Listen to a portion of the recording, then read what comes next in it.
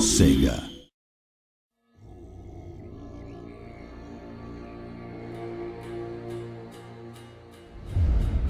Welcome to the next Total War Attila feature spotlight video. In this video, we'll be covering army management. The general details screen has been completely reworked to have more information and more functionality. New things to look out for are household, your wife, effects summary, and skills tree. As characters gain experience, they will acquire a household, including apparel, items, and companions. These will further shape their personality and abilities. Companions vary from mercenary captains to their very own steeds. Each companion will give the commander bonuses to reflect their expertise, so a heroic veteran will give unit experience and reduce recruitment and upkeep cost.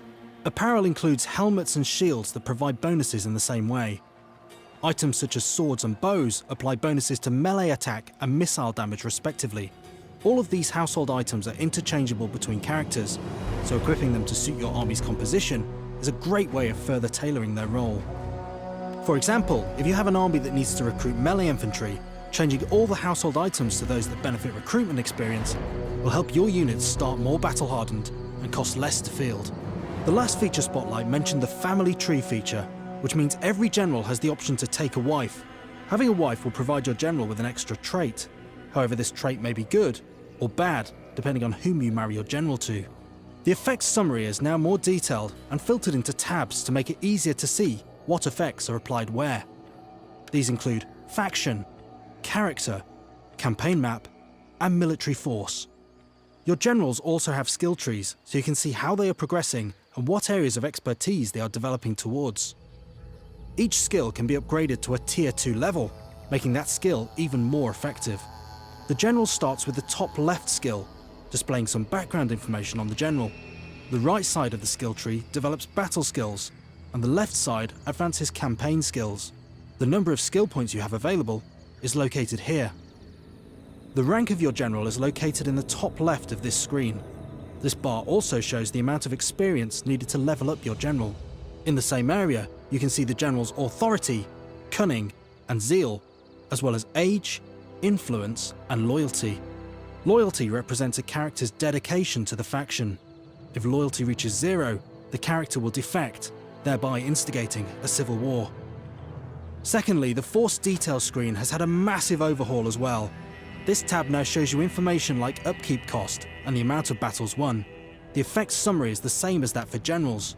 When leveling up the traditions tree, the effects will start to be listed into their related categories.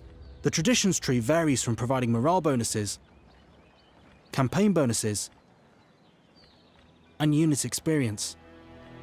Leveling your army has now become much more significant depending on whether you want to have them fulfill defensive, aggressive, or hybrid roles.